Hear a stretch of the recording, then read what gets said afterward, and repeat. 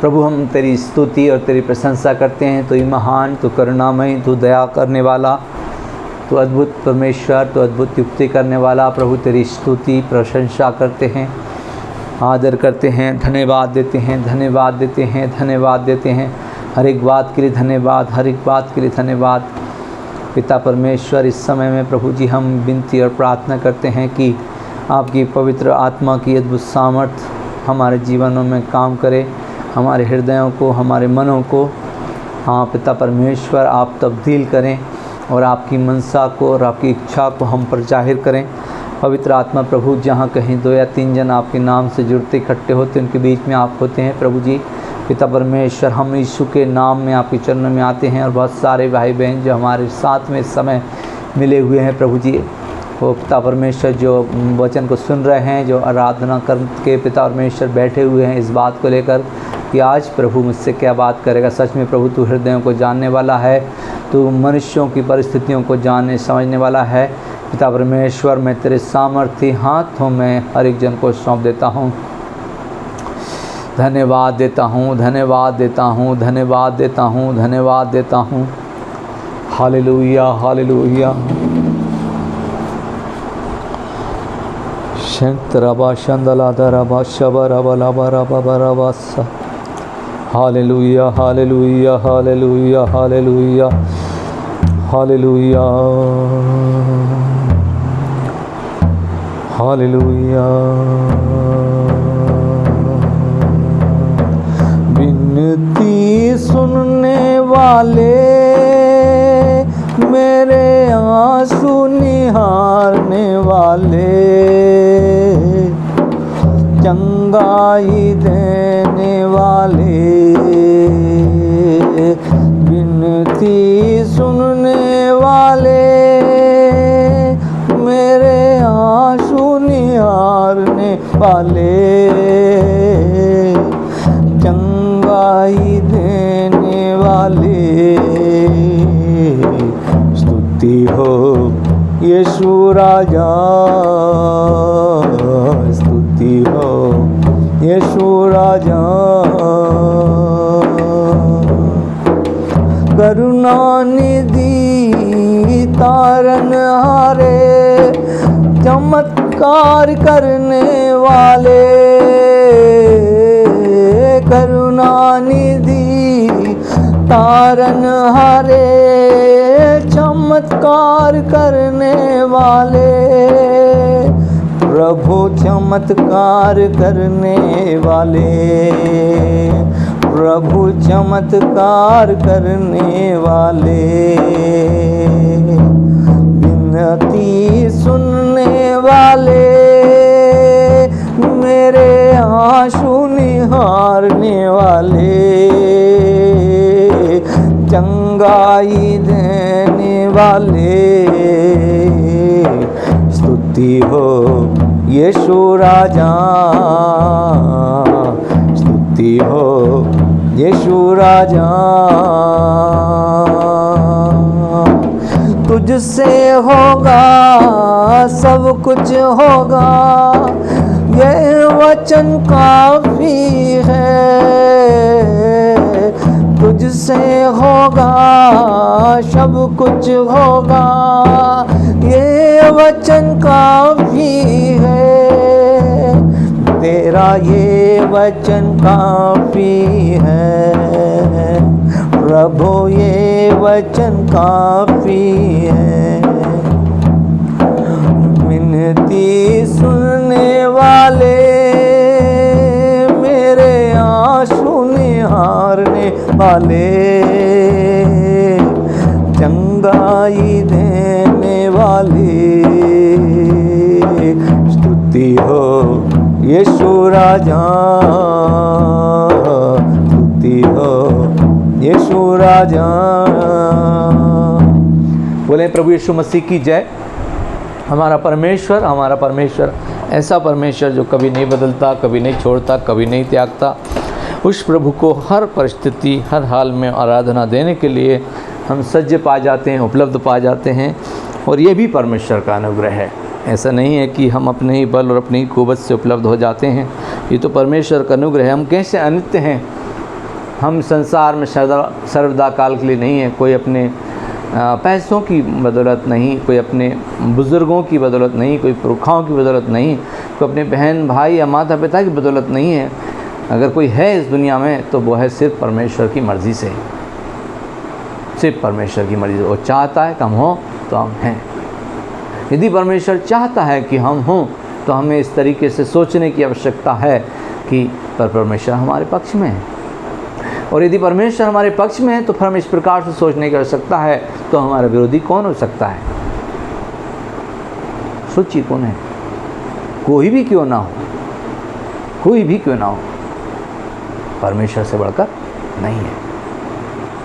परमेश्वर हमारे पक्ष में है। हमारा परमेश्वर हमारी ओर से है। हमारी आशा, हमारा भरोसा हमारे परमेश्वर पे है प्रियजनों। तो हमें तमाम स्थितियों में घबराहट में जीने की ज़रूरत नहीं है। हमें परमेश्वर के वचन में जीने की ज़रूरत है। आज जो है मैं आपके साथ में परमेश्वर के वचन को बांटना चाहता हूँ। मेरे साथ आप निकालना चाहें तो निकाल सकते हैं।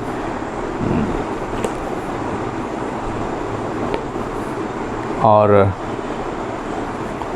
परमेश्वर के वचन में हम निकालेंगे इसी वक्त यशायाह की पुस्तक, उसके 50 अध्याय को, जहां हमने एक बात को सीखा बीते समय में, और उसके 7 वचन को हम एक बार फिर पढ़ लेंगे। और यहाँ क्या लिखा है? क्योंकि प्रभु यहोवा मेरी सहायता करता है, इस कारण मैंने संकोच नहीं किया, वरन अपना माथा चकमक के समान खड़ा किया, क्योंकि मुझे निश्चय था कि मुझे लज्जित होना ना पड़ेगा। जो मुझे धर्मी ठहराता है वो मेरे निकट है, मेरे साथ मुकदमा कौन करेगा? हम आमने सामने खड़े हों, मेरा विरोधी कौन है? वह मेरे निकट आए। सुनो, प्रभु यहोवा मेरी सहायता करता है, मुझे कौन दोषी ठहरा सकेगा? देखो, बिशप कपड़े के समान पुराने हो जाएंगे, उनको कीड़े खा जाएंगे। तुम में से कौन है जो यहोवा का भय मानता और उसके दास की बातें सुनता है? जो अंधियारे में चलता और उसके पास ज्योति ना हो, वह यहोवा के नाम का भरोसा रखे और अपने परमेश्वर पर आश लगाए रहे। अभी हम इस वचन को जो है पहली बात यहाँ सीखते हैं। यह जो है एक भविष्यवाणी है और एक भविष्यवक्ता प्रभु का जन यशायाह जो है 50 अध्याय 51 अध्याय, और ये जो है पूरे 50 से जो है 40 से अंत के जो अध्याय हैं यीशु मसीह के आगमन और उसकी यीशु मसीह के दुख के बारे में है। तो यीशु मसीह स्वर्ग से कैसे आता है? फिलिपियों की पत्री में हम इस बात को पढ़ते हैं, 2 अध्याय, और उसके एक वचन को मैं आपके साथ पढ़ना चाहूँगा। 2 अध्याय और उसके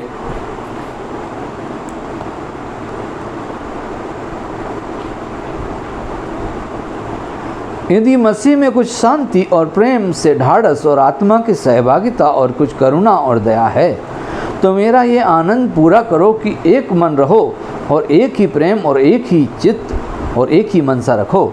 विरोध या झूठी बड़ाई के लिए कुछ न करो, पर दीनता से एक दूसरे को अपने से अच्छा समझो। हर एक अपने ही हित की नहीं वरन दूसरों के हित की भी चिंता करे। जैसा मसीह यीशु का स्वभाव था वैसा ही तुम्हारा भी स्वभाव हो, जिसने परमेश्वर के स्वरूप में होकर भी परमेश्वर के तुल्य होने को अपने बस में रखने की वस्तु न समझा, वरन अपने आप को ऐसा शून्य कर दिया और दास का स्वरूप धारण कर लिया और मनुष्य की समानता में हो गया और मनुष्य के रूप में प्रकट होकर अपने आप को दीन किया, यहाँ तक आज्ञाकारी रहा कि क्रूस की मृत्यु भी सह ली। इस कारण परमेश्वर ने उसको अति महान भी किया और उसको वह नाम दिया जो सब नामों में श्रेष्ठ है, कि जो स्वर्ग में और पृथ्वी पर और पृथ्वी के नीचे हैं वे सब यीशु के नाम पर घुटना टेके और परमेश्वर पिता की महिमा के लिए हर एक जीव अंगीकार कर ले। कि यीशु मसीह ही प्रभु है। तो हम प्रभु यीशु मसीह के बारे में देखते हैं कि उसने अपने आप को शून्य कर दिया, दास का स्वरूप धारण कर लिया, मनुष्य की समानता में हो गया, मनुष्य के रूप में प्रकट होकर अपने आप को दीन किया, यहाँ तक रहा कि मृत्यु, हाँ क्रूस की मृत्यु भी सह ली। और ये प्रभु यीशु मसीह ने जो किया है, हम देखते हैं यहाँ पर कि वो प्रभु यीशु मसीह के बारे में, तो यहाँ प्रभु का जनदास क्या कहता है, क्योंकि प्रभु यहोवा मेरी सहायता करता है, इस कारण मैंने संकोच नहीं किया, वरन अपना माथा चकमक के समान खड़ा किया, क्योंकि मुझे निश्चय था कि मुझे लज्जित होना न पड़ेगा। तो यीशु मसीह परमेश्वर की जो है मनसा को लेकर के इस धरती पर आता है, और अवश्य है कि वो पकड़वाया जाए और उसको निंदित किया जाए, उस पर थूका जाए, और उसके धोखे से पकड़वाए जाने और उसके पीड़ित होने के बारे में परमेश्वर के वचन में बहुत सारे भविष्यवक्ता मसीह की आत्मा में होकर के जब वो बातें करते हैं तो मसीह के दुख भोग के बारे में बतलाते हैं। लेकिन यहाँ मसीह के नज़रिए की बात अगर हम करें तो सीखिए इस बात को। वो कहता है, प्रभु यहोवा मेरी सहायता करता, इस कारण मैंने संकोच नहीं किया, वरन अपना माथा चकमक के समान खड़ा किया, क्योंकि मुझे निश्चय था कि मुझे लज्जित होना न पड़ेगा। तो परमेश्वर का निश्चय प्रभु यीशु मसीह का जो है, वो परमेश्वर पिता की मर्जी जो है वो जानता है, वो परमेश्वर की योजना को जानता है अपने विषय में, वो किस आशा के साथ जो है बुलाया गया है, वो किस आशा के साथ उपलब्ध हुआ है। और यीशु मसीह ने परमेश्वर की इच्छा को हथियार के समान धारण कर लिया और सब पीड़ाओं को सह लिया। तो यहाँ अब हम इस सीखते हैं एक सेवक की पीड़ा पर तो दास के स्वरूप धारण कर लिया। एक सेवक की पीड़ा, तो सेवक क्या कहता है कि मुझे निश्चय था, इसीलिए मैंने अपना माथा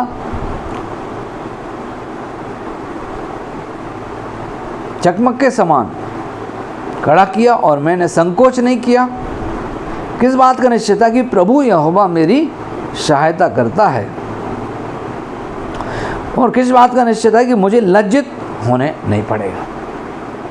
तो अब आप और मैं प्रियजनों, हम जो प्रभु यीशु मसीह को ग्रहण कर लिए हैं, तो हमें प्रभु यीशु मसीह को जिन्होंने ग्रहण किया है उन्हें प्रभु यीशु मसीह में परमेश्वर पिता ने ग्रहण किया है, और हमें प्रभु यीशु मसीह की ना ही ग्रहण किया, उसमें ग्रहण किया गया है। जितनों ने उस पर विश्वास किया सब परमेश्वर की संतान बन गए। और हम जब मसीह यीशु में हैं तो हम मसीह यीशु में परमेश्वर की ओर से धर्मी ठहराए गए। और इसका प्रमाण क्या है कि परमेश्वर ने यीशु को मरे हुए में से जिला उठाकर महिमान्वित किया और धर्मी ठहराया। और उस यीशु मसीह पर जब हम और आप विश्वास करते हैं, मन फिराते हैं, मुक्तिदाता के रूप में स्वीकार करते हैं कि उसने हमारे पापों को स्वीकार कर लिया, वो हमारे पापों को लेकर क्रूस पर मर गया, और हम मानते हैं कि मेरे पाप लेकर तो वो मर गया, मैं तो तभी मर गया, मेरे पाप लेकर अधोलोक तक गया, मैं तो तभी जो है अधोलोक से स्वतंत्र हो गया। लेकिन समाचार अभी सुना है, तो अभी सुनकर हमने विश्वास किया, मेरे पाप यीशु मसीह क्रूस पर लेकर मर गया, मेरे पाप लेकर के यीशु मसीह क्रूस पर मरा ही नहीं, परंतु वो अधोलोक तक गए जहाँ मैं जाने वाला था। तो पाप जिसके चलते हम जो है अधोलोक जाने वाले थे, उसी पाप को प्रभु यीशु मसीह ने, मानव जाति उसी पाप को अपने ऊपर लेकर क्रूस पर बलिदान हुआ।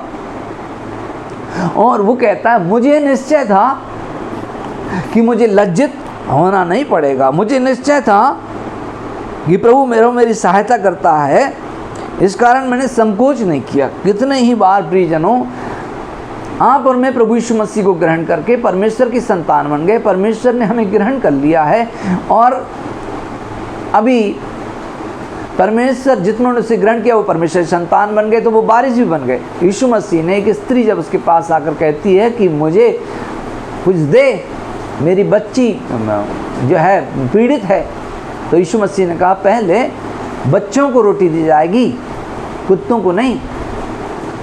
ये बात क्या थी?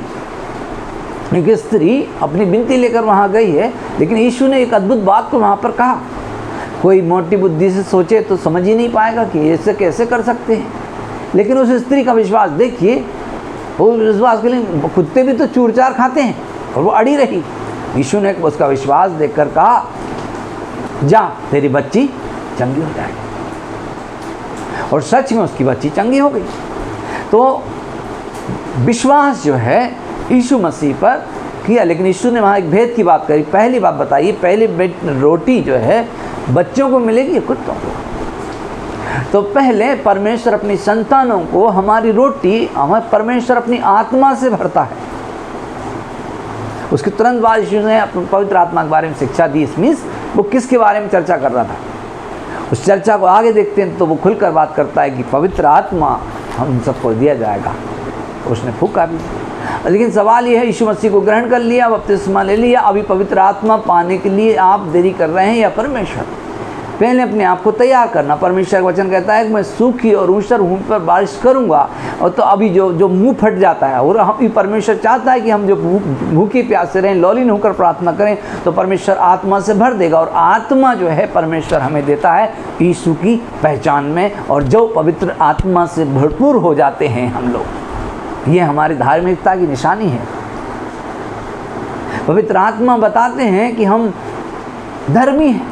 पवित्र आत्मा बताते हैं कि हम पापी नहीं हैं। वो पाप के विषय निरुत्तर करते, वो धार्मिकता के विषय में उत्तर देते। वही परमेश्वर ने आत्मा हमारे भीतर डाला है। अब हमें परमेश्वर का आत्मा जो सिखलाता, वैसे वैसे हमें चलना चाहिए।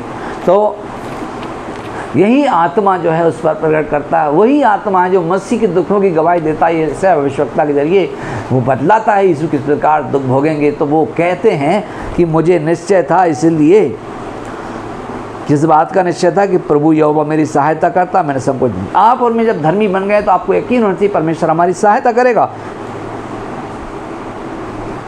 अगर कोई पुकार रहा है तो मैं उपलब्ध वहाँ हूँ, ये हो नहीं पाता है।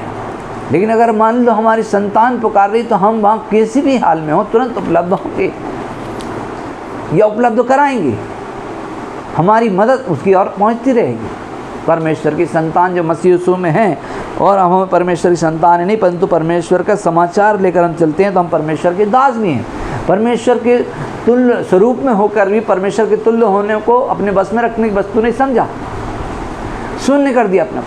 हम भी प्रियजनों अब अपने आप को शून्य कर देना है, परमेश्वर की सेवकाई के लिए उपलब्ध होना है, उसकी गवाही को देना है, संकोच नहीं करना है, यकीन रखना है कि वो हमारी सहायता करेगा। अब हम सहायता करेगा परमेश्वर। और एक और बात है, संकोच नहीं किया। अंग्रेजी में अगर इसे पढ़ते हैं तो डिसग्रेसफुल नहीं हुआ। और करुणा की बातें हमारे जीवन से दूर नहीं होना चाहिए। आइए हम एक और वचन पढ़ते हैं तो वहाँ पर क्या लिखा है कि किस कारण से परमेश्वर हमारे जीवन में एक चीज़ को करता है। देखिए वचन संहिता की पुस्तक उसके 45 अध्याय को आप निकालें तो वहाँ पर हमें एक और बात सीखने मिलती है।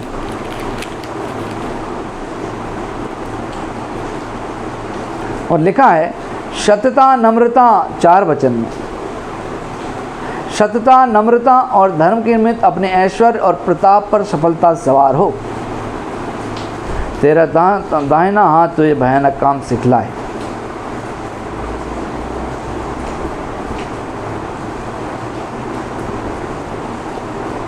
और एक और बात है,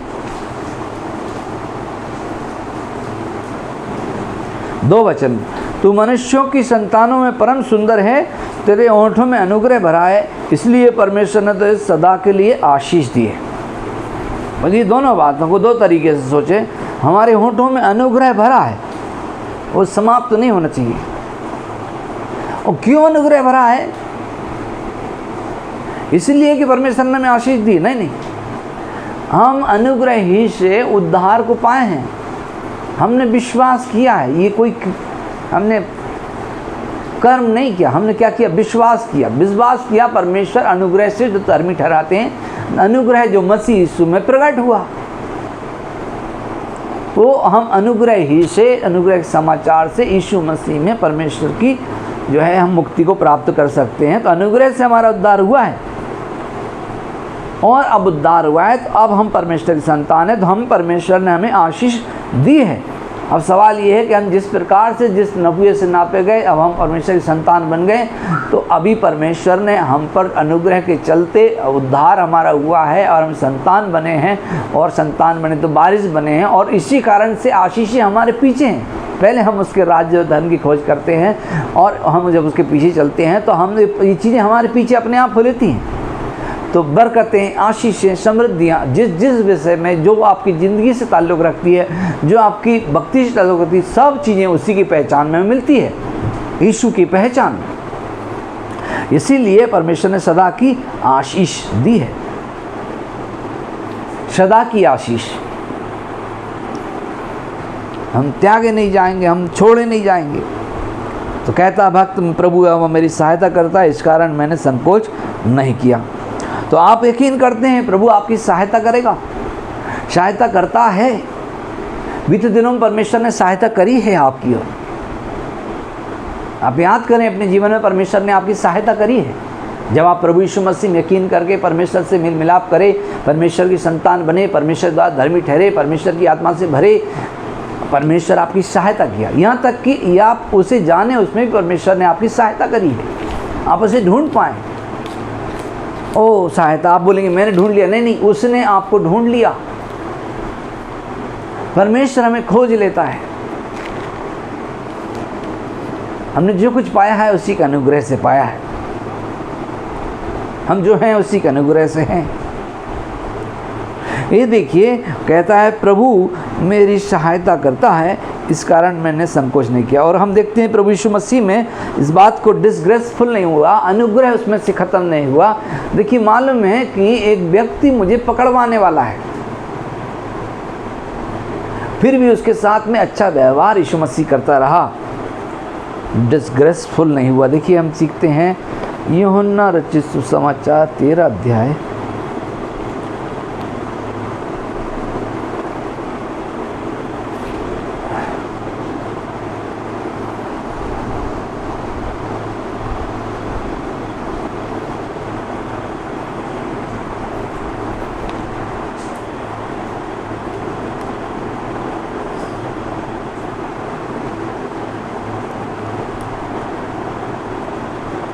13 अध्याय उसके पहले वचन लिखा है, फसह के पर्व के पहले जब यीशु ने जान लिया कि मेरी वो घड़ी आ पहुंची है कि जगत छोड़कर पिता के पास जाऊं, तो अपने लोगों से जो जगत में थे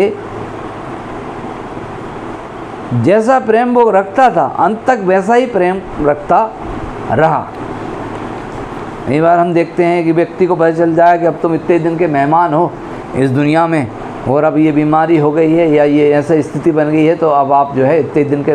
मैंने कई लोग को चिड़चिड़े देखा है, डॉक्टर ने बताया कैंसर हो गया है, चिड़चिड़ कुड़कुड़ाने लगे, किसी के साथ सब नहीं, अजीब हो जाते हैं लोग, ये जानने के बाद भी कि हमें भी मरने वाले हैं। कई बार मैंने ऐसी लोगों के जीवन में ऐसी घटनाओं को आते देखा, डॉक्टरों ने कह दिया कि अब सब खत्म होने वाला है, और फिर उनके मन में कितने सारे सवाल आ गए, और वो प्रार्थना मैं क्यों करूं, मैं संगत में क्यों आऊं, मैं भक्ति क्यों करूं, ईश्वर ने ऐसा कर दिया और मेरे साथ ऐसा होने वाला है, मैं मरने वाला हूं, और तरह तरह की मातम को मनाने लगते हैं, घुटने लगते हैं, अजीब हो जाते हैं।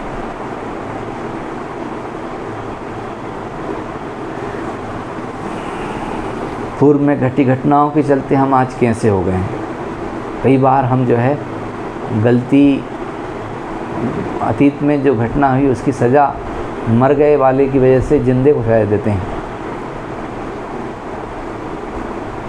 हम देखते हैं कि याकूब जब जो है अपने जीवन में ऐसे समय को देखता है कि उसका प्रिय बेटा, बुराई से दूर रखने वाला यूसुफ अलग हो गया, तो उसे बताया गया उसके पिता की बच्चे द्वारा, तरह ये बेटा तो जो है जंगली जानवर द्वारा मार डाला गया है, उसके ये कपड़े हैं, और तो वो किस तरीके से उन बच्चों के साथ व्यवहार करता है कि अब तो जो है मैं जीते जी अधोलोक में चला जाऊंगा, अब मेरे जीवन में कोई खुशी नहीं है।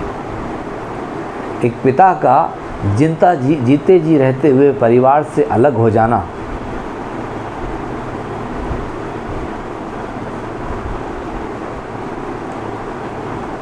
और आँखें होते हुए ना देखना, कान होते हुए नहीं सुनना, ऐसी स्थिति में आ गया। और उसके परिणाम क्या हुए हैं? कितने साल तक याकूब ये बोल बोल कर रोता रहा, मैं तो जीते जी अधोलोक में चला जाऊंगा। रोता कुड़ता रोता कुड़ता रोता कुड़ता वक्त गुजरता गया। गुजरे वक्त में उसे बहुत सारे काम करने थे, वो नहीं करा। उसे बाकी जो परिवार में और लोग हैं, हो सकता है भाइयों के षड्यंत्र किए होंगे, जो भी किए, उसे तो मालूम ही नहीं था षड्यंत्र किए हैं, वो तो सच ही मान बैठा था।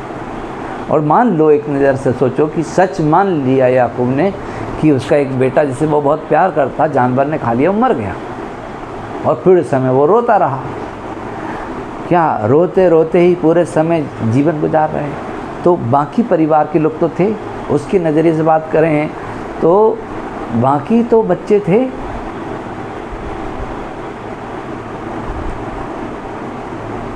और ये तो सोचता ही नहीं कि उनने झूठ बोला है, चली या षड्यंत्र किया है, ये तो पता ही नहीं उसको। और ऐसे सदमा लगा, उस सदमे से वो उभर नहीं पाया, कितने साल तक वो रोता ही रहा। हाँ, ये अलग बात है कि एक समय परमेश्वर ने अपनी योजना अनुसार ऐसा किया कि परमेश्वर ने इस बात को प्रयोग किया कि उसका बेटा जिंदा है। लेकिन इतने साल जो उसने ऐसे गुजारे, उसको और तरीके से भी गुजार सकते थे।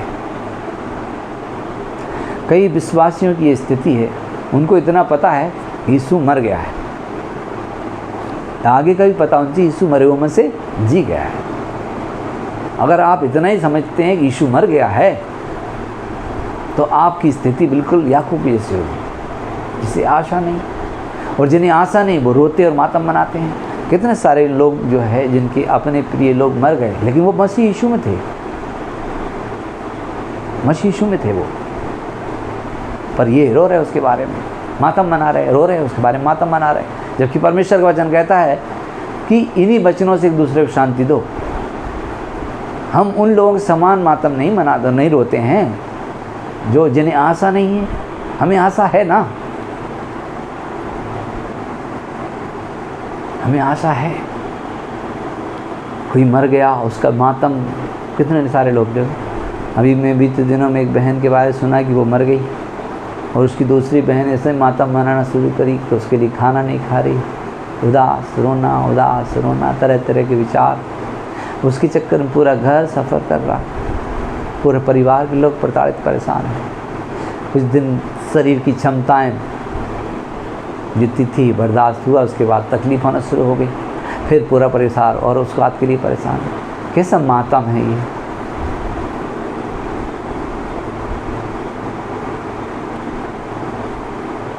आप प्रेम करते थे तो आपने सुसमाचार क्यों नहीं बताया? सुसमाचार सुनाना था। सुसमाचार सुनाए तो वो मर गए, तो क्या वो हमेशा के लिए मर गए? क्या यीशु मसीह सिर्फ हमारे पाप लेकर मरा है कि जी भी उठा है? तो जैसे यीशु मसीह हमारे लिए मरा, वो हमारे लिए जी भी गया, वैसे हमारे लोग जो यीशु मसीह में विश्वास करके मर गए हैं और विश्वास करके जिए, संसार पाप के लिए मर गए, परमेश्वर के लिए जिए, और यदि वो मर भी जाएं तो जिएंगे जैसे हमारे प्रभु यीशु मसीह जिया। हम पुनरुत्थान में विश्वास करते हैं। तो कोई मर गया तो उस बात का मातम बहुत लंबे साल तक नहीं मानना चाहिए। याकूब ने बहुत लंबे साल तक उस बात का मातम मनाया, हालांकि वो बात झूठ थी। कई बार ऐसे झूठ हमारे जीवन में काम करता है, और झूठ हमें जो है रोने पर, उदास होने पर, ज़िंदगी ना जीने पर विवश कर देता है। और याकूब के वो 13 साल कैसे निकल गए। तो कोई फ़र्क नहीं पड़ता, ऐसा नहीं है, फ़र्क पड़ता है। बाकी जो परिवारजन बचे थे, उनके प्रति जिम्मेदारी पूरी करना था, उनको देखना था, उनको टोकना था, उनको रोकना था, उनको बसाना था, उनको बढ़ाना था। कुछ घटनाएं घट गई जिसके चलते हमने तो परिवार को छोड़ दिया। मैं बीते दिनों में एक बुज़ुर्ग अंकल को जो है, जिन्होंने प्रभु यीशु मसीह को ग्रहण किया, उनके बारे में बताना चाहता हूँ। वो मुझे यूँ ही मिल गए। एक महिला प्रार्थना में आई और उसको जो है पानी, सफ़ेद पानी जाता था, और अचानक से उसको खून का बहना शुरू हुआ, और खून उसका बहना बंद नहीं हुआ। और सोची 5 दिन में बंद हो जाएगा, परंतु वो नहीं हुआ। और वो कह रही थी सोते कि ना ही मेरा खून बह रहा है, मैं बहुत परेशान हूँ। अस्पताल में एडमिट रही 15 दिन, फिर उसका खून बहना बंद नहीं हुआ और वो बिल्कुल सूख के मुरझा गई। और उसके बाद में जो है किसी ने बताया कि प्रार्थना में जाना, और महिला प्रार्थना में आने की स्थिति में नहीं थी, तो जिस जगह वो काम करती थी उस साहब को बोली कि मुझे लेके चलो आप, और वो जो है इस तरीके से रिक्शा करके उनको वहाँ से लेके आए। उस महिला का पति भी साथ में था, और जब ये प्रार्थना में आए, वहाँ प्रार्थना हुई और उसी क्षण परमेश्वर का सामर्थ्य उस बहन को छू लिया। मुझे बताया नहीं था किसी ने, क्योंकि बीच सभा में वो चले आए। प्रभु का आत्मा को कहा इसी समय वो बहन अपनी मरी से मुक्त हो जाएगी, और उसी समय हो गई। और कहा जा और जांच ले, और वो पूरी रीति अच्छी हो गई और अस्पताल नहीं, वो वापस घर गई। और यह आश्चर्यक्रम देख करके वो व्यक्ति, वो जिसके यहाँ काम करती थी, जो उसका स्वामी था, वो जो है विश्वास किया यीशु मसीह सामर्थ्य पे, और वो चला आया प्रार्थना में। बार बार वो आता रहा, हम भी बार बार जाते रहे, सुसमाचार उन्हें सुनाते रहे। मैं उसके परिवार के बारे में जानना मांगता था कि वो कौन है और उसके बच्चे कितने हैं, परिवार के में उसका ससुराल कहाँ का है, उसका ज़मीन कहाँ है, घर द्वार कहाँ है, परिवार के अन्य लोग कहाँ हैं। पर वो व्यक्ति जो है इन बातों पर चर्चा करते ही कहता नहीं, इस बारे में बात मत करिए, और उसका ब्लड प्रेशर बढ़ जाया करता। मैं सोचता रहता था कि ऐसा क्यों हो रहा है। प्रियो, बहुत मुश्किल से बहुत लंबे वक्त में मैं उसके परिवार के बारे में जानने पाया। उसने 2 विवाह किए, एक विवाह जो कि परिवारजन मिलकर कर देते हैं, एक विवाह जो कि उसने अपने आप कर लिया, और एक विवाह जो परिवारजनों ने मिलकर किया, उससे जो संतान उसको उत्पन्न हुए, 2 बेटे और 1 बेटी। उनका घर द्वार बसा नहीं पाया। वो अपनी ड्यूटी से रिटायर्ड होकर जब वो परिवार में गया, परिवार में बच्चों ने उसकी बात को ढंग से नहीं माना, और बच्चों ने सारे रिटायरमेंट के पैसे लौटा दिए, और उसे इतना रंज हुआ कि उसने अपना परिवार को जो है छोड़ दिया, और वो शहर में छुप कर रहने लगा एक डॉक्टर के मकान में किराए से। वहाँ इसने एक काम वाली बाहर की, वो ये महिला थी जो लौह बहने की बीमारी से चंगी हुई। और देखिए साहब किस तरीके से जो है एक व्यक्ति प्रभु में आता है, किसी को अपने आप को छुपाता है। बहुत सारी चीज़ें अतीत में घट चुकी हैं, और वो बिल्कुल ऐसी बातें हो सकती है जिसके बारे में सोचकर आपका ब्लड प्रेशर बढ़ जाए, आपका चैन ख़त्म हो जाए, आपको रंज हो सकता है बातें ऐसी मुंह दिखाने लायक नहीं, लेकिन फिर भी परिवार के बाकी लोग मर नहीं गए हैं। एक व्यक्ति की गलती, लेकिन बाकी लोगों को सज़ा क्यों? आपका ये अजीब प्रकार का बर्ताव जो है आपके बचे हुए परिवार को जो है मार्गदर्शन करने की अपेक्षा आप आंखों को बंद कर लिए, आप मातम मनाते हैं, आप चिड़चिड़े हो गए हैं, और आप कहते हैं कि अलग जाके मैं कह रहा हूँ। क्या ये दर्द आपका पीछे छोड़ेगा? याकूब ने मातम मनाया 13 वर्ष तक, ये मेरा बेटा मर गया बोलकर, लेकिन इसके बाद उन 13 वर्षों में बाकी बच्चे परिवार के पालन पोषण, उनकी देखभाल, उनको रोकना, उनको टोकना, ये करना ज़रूरी तो था। कुछ जिम्मेदारी परमेश्वर ने हमको और आपको दी है, और याकूब अपने जीवन में छोटपन से वो सीधा था, और वो अपनी माता पिता की दर्द और पीड़ा को समझता था, और याकूब ने बहुत कुछ अपने माता पिता के लिए किया, और परमेश्वर की आशीर्वाद को पहले स्थान दिया, और वो जो को खाली हाथ भी घर से निकल गया था, जबकि उसके भाई उसको चोर और अड़ंगा मारने वाला कहता था। और देखिए उसने अपने ससुराल में जो है शोषण को देखा, उसके साथ बेईमानी हुई, उसकी पत्नी बदल दी गई, उसकी मजदूरी बदल दी गई, और इतने 14 वर्ष तक जो है वो गुलामी को भी देखता है, वो शोषण को देखता है। और देखिए वो सब बातें तो छोड़ दिया उसने, भूल गया, लेकिन जब तो अत्यधिक प्रेम करता तो उस लड़के के बारे में वो नहीं भूल पाया, और उसके लिए वो दुखी रहा। और वहाँ से वो लौट कर भी आ गया, भाई से भी मिल लिया, खूब दौलत भी हो गई, खूब धन भी हो गया, कुछ समृद्धि हो गई, बच्चे जो बड़े हो गए, बच्चों ने जो है आगे जाके क्या स्थिति उत्पन्न होती है, वो बच्चे जो है बुराई की ओर बढ़ जाते हैं, एक बच्चा भलाई की ओर बढ़ जाता है, बाकी बच्चे लोग बुराई करते हैं, एक बच्चा भलाई करता है, उनकी गलती समाचार उन्हें बता देता है, और इसी के चलते जो है पिता प्रसन्न होता है, उसे अच्छा अंगरखा पहनाता है, और ऐसी बहुत सारी चीज़ें, क्योंकि उसको जो वो करता है उसको विशेष ध्यान देता है कि उसकी माँ मर गई थी, और यीशु की माँ ख़त्म हो गई थी। क्यों ख़त्म हो गई थी? हमने बीते दिनों के संदेशों में सीखा क्यों ख़त्म हो गई थी। क्योंकि वो जो लावान अपने पिता के घर से जब वो आ रही थी, याकूब उस वहाँ से छोड़कर सब आ रहा था, और परमेश्वर पर यकीन करके परमेश्वर कहने अनुसार तब वो उस वहाँ से देवी देवता मूर्तियाँ चोरी करके लेके आ गई थी। उसकी देखिए वो पत्नी है याकूब की, लेकिन दिमाग अभी उसका वैसा ही है। हम परिवारों में इस प्रकार की चीज़ों को देख सकते हैं। एक व्यक्ति विश्वासी, दूसरा व्यक्ति विश्वास का दिखावा कर रहा है, विश्वास ये है नहीं, उसकी नीयत वहीं लगी है। और कई लोग प्रभु यीशु मसीह में आ चुके हैं, लेकिन अभी भी साथ साथ में पुरानी विचारधारा, पुरानी सोच, सभी प्रकार का लालच मूर्ति पूजा के ही बराबर है। और यदि हम ये लालच में ज़िंदगी को जिएंगे, परमेश्वर को अपना स्वामी नहीं बनाएंगे, तो हम अपनी यात्रा को पूरी नहीं कर पाएंगे, गंतव्य स्थान तक नहीं पहुंच पाएंगे। जहां परमेश्वर ने बात की है वहां तक हम नहीं जा पाएंगे, हमें इस दुनिया जाना पड़ेगा। ये तो अपने पाप में मर गई थी, और उसका दुख जो है याकूब बड़ी जल्दी भूल गया था, लेकिन उसके बच्चे जो थे उनसे वो अत्यधिक प्रीति रखता था। और वहाँ उसके साथ ये होता है, और उसके मरने की खबर बाकी भाई लोग ला के देते हैं। वो इतना सदमे में आता है कि रोते ही रहता है और कहता है मैं तो ऐसे ही रोते रोते हैं 2 लोग चला जाऊँगा। लेकिन एक्चुअली परमेश्वर की योजना को समझ नहीं पाया।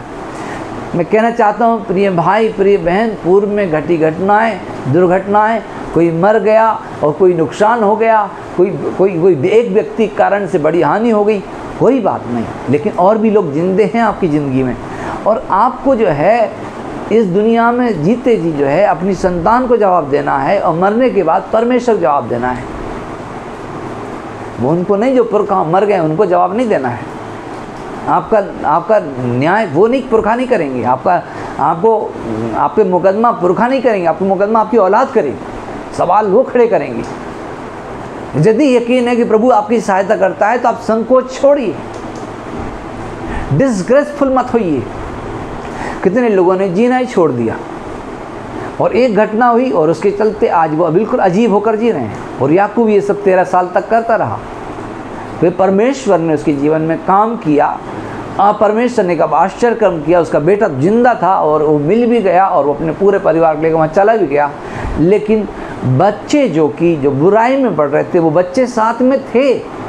ये पिता के हिसाब से उनमें था, इसे उनमें काम करना था।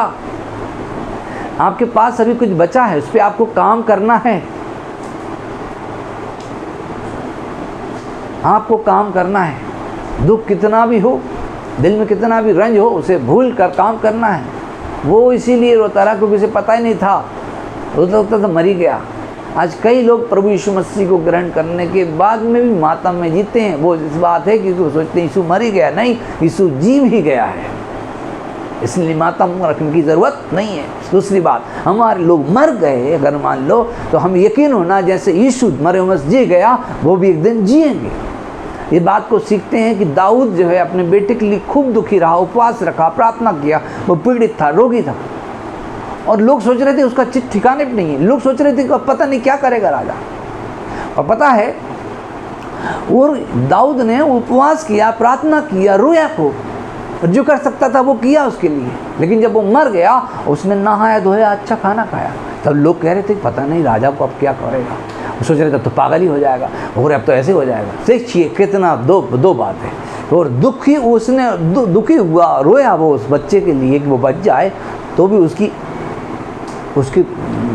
बात को देखिए कि दूसरे लोग सोच रहे पता नहीं राजा को भयंकर दुख है। मतलब कोई नाटक नहीं, वो वास्तव में उपवास था, वास्तव में प्रार्थना कर रहा था, वास्तव में उसके लिए पीड़ित था, वो परमेश्वर सामने कर रहा था। लोग उसको देखकर जान पा रहे थे कि उससे वो कितना प्रेम करता है। लोग सोच रहे थे कि ऐसा ना हो कि उसको प्रेम में उसका जो है चित्त ठिकाने ना रहे, वो मर जाएगा तो क्या होगा, सोच रहे थे दूसरे लोग जो इतना पीड़ित है ये, अगर वो बच्चा मर जाएगा तो क्या होगा पता नहीं। लेकिन तुरंत ये उठा और उसने नहाया धोया और खाना खाया। तब भी लोगों ने क्या सोचा मालूम, अब तो चित्त ठिकाने नहीं है मेरे ख्याल में। लेकिन देखिए आज संसार में ऐसे लोग सोचते हैं हमारे लोग मर गए, हमने वो जीते थी तब तक सब दुख उठाया, सब मेहनत करी, सब उनका ध्यान दिया, रोए भी, सब कुछ किया, अब वो नहीं है तो हम रो नहीं रहे। कि दाऊद की आत्मिक जीवन है। उसने ये कहा, सब लोग जब उनको आश्चर्य की नज़र देख रहे थे कि अभी रो क्यों नहीं रहा है, हंस क्यों रहा है, और तेल क्यों लगा लिया, और अच्छे कपड़े कैसे पहन लिए, और खुश क्यों है। कहता है मैं तो उसके पास जाऊंगा पर वो मेरे पास नहीं आने का। वो पुनरुत्थान में उसको यकीन है, मैं उससे मिलूंगा। मसीह व्यक्ति को परमेश्वर पे यकीन होना चाहिए कि हम तो अपनों से मिलेंगे, हमारे लोग मर गए तो जिएंगे, मर गए तो मातम बना करके जिंदा लोग नज़रअंदाज नहीं कर सकते। तो पूर्व की घटी घटनाएं, पूर्व में हुई बातें में कहाँ तक हम पर नियंत्रण कर रही हैं। चोट बहुत साल पहले लगी थी, कई चोटें उसकी हमेशा के लिए लंगड़ा पंगु बना देती हैं, लेकिन कई ऐसी चोटें होती सिर्फ निशान रह जाते हैं। लेकिन कई आंतरिक हृदय में लगी चोटों से लोग अजीब सा व्यवहार करने लगते हैं। ये भक्त कहता मुझे निश्चय था कि परमेश्वर मेरी सहायता करेगा, इसलिए मैंने संकोच नहीं किया, अपना माथा चकमक के समान कड़ा किया। परमेश्वर सहायता करता है, परमेश्वर लज्जित नहीं होने देगा। तो अभी वो कहता है कि मैंने अपने माथे को चकमक्का किया, और वचन कहता है, अंग्रेजी बाइबल में पढ़ते हैं, तो मैंने अपने फेस को डिसग्रेसफुल नहीं किया। दया खत्म हो गई। एक घटना, उस घटना के बाद आज हमारे जीवन में दया नहीं है। एक वचन हमको सीखते हैं कि फिलिपियों उसके 2 अध्याय पहले, यदि मसीह में कुछ शांति और प्रेम से ढाढ़स और आत्मा की सहभागिता और कुछ करुणा और दया है तो मेरा ये आनंद पूरा करो। एक मन रहो, एक ही प्रेम, एक ही चित्त और एक ही मनसा रखो। विरोध या झूठी बड़ाई के लिए कुछ ना करो, पर दीनता से एक दूसरे को अपने से अच्छा समझो। तो मसीह में करुणा है, दया है, तो ये हमें काम करना है। हर एक अपने हित की नहीं पर दूसरे के हित की भी चिंता करें। आपके लिए भले ही वो व्यक्ति बहुत खास था वो, लेकिन और भी लोग हैं, आप उनके लिए खास हैं। सवाल ये है, आपके लिए आपके परिवार में कोई व्यक्ति खास था जो आपका आज्ञा पालन करता, आपकी सारी बातों को मानता। बड़ी जल्दी ही छोटा होकर भी यूसुफ समझदार हो गया, पिता की सब भावनाओं को समझने लगा। तो याकूब के लिए वो खास था, वो मायने रखता था। वो मर गया, ऐसी खबर मालूम चली। लेकिन फिर जीना कैसा? लेकिन सवाल है, मेरे लिए कोई खास था, लेकिन मैं कुछ और लोग के लिए खास हूं। मेरे लिए कोई खास था, उसके बिना मैं अब जी नहीं पाऊंगा, मैं ऐसा नहीं कर पाऊंगा, मैं वैसा नहीं कर पाऊंगा। एक बुजुर्ग व्यक्ति की पत्नी मर गई, वो खेत की मेड़ पर बैठकर ऐसे बोल बोल के रोता, मेरी चिड़िया मुझको छोड़कर चली गई और मैं उस चिड़वा के समान हूँ जो अकेला छोड़ दिया गया है। ओ मालिक, तू मुझको भी उठा ले और मुझको भी अपने पास बुला ले, और मैं उसके बिना नहीं जी सकता। और एक बहुत अमीर व्यक्ति के बारे में आपको बता रहा हूँ, और बहुत सारी ज़मीन, और उसके बच्चे बिल्कुल संपन्न, और वो एक बड़े परिवार का मुखिया, और वो अपनी पत्नी के जाने से ऐसी ऐसी अजीब अजीब हरकतें करने लगा। बड़ी जल्दी खबर फैल गई तमाम जगहों पर कि दादा बावला हो गया है। दुख अगर मान लो एक आम व्यक्ति के समान मनाएंगे, खास होकर भी, तो आप जो है, आपके विषय में एक बात आम हो जाएगी, आप बावले हो गए हैं, आपका चित ठिकाने पर नहीं है, और बुढ़ापे में इज्जत छिन जाए तो जीना और कठिन हो जाता है। थोड़ी सी मूर्खता बड़ी प्रतिष्ठा को कम कर देती है। अच्छा नाम इत्र से अधिक ज़्यादा काम का होता है, अनमोल इत्र से ज़्यादा काम का होता है। कई लोग थोड़ी सी मूर्खता करते हैं, बावलापन करते हैं, और उसके चलते उनकी छवि हमेशा के लिए बिगड़ जाती है। याकूब 13 वर्ष तक रोता रहा। उन 13 वर्षों में क्या हुआ? बाकी बच्चे जो कि भलाई में ज़्यादा अग्रणी नहीं थे, लेकिन बुराई में, अज्ञानता और मूर्खता में अग्रणी थे, उन बच्चों की परवरिश करना बहुत ही ज़रूरी था।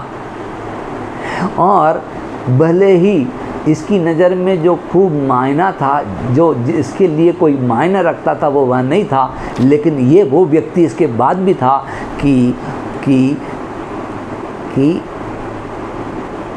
कुछ लोग थे जिनकी ज़िंदगी में ये मायने रखता था। समझ रहे हैं बात को? मेरे लिए जो मायने रखता था, मेरे लिए जो आदर करता था, मेरे को जो प्यार करता था, मेरी जो परवाह करता था, मेरे लिए जिसकी कदर थी, और मेरे लिए उसकी बहुत जम से कीमत थी, वो नहीं है अब। तो मैं क्या बावलापन करूं?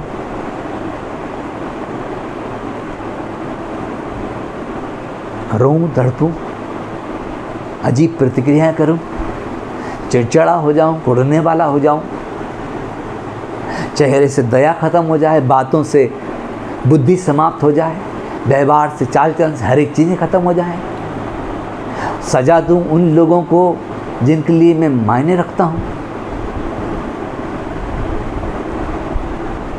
मैं ही उनके लिए मायने रखता हूं, पर मेरे लिए कोई और मायने रखता था। कुछ लोगों के जीवन के मायने खत्म हो जाएंगे यदि आप आपे में नहीं आएंगे। तो आपे में आने की ज़रूरत है।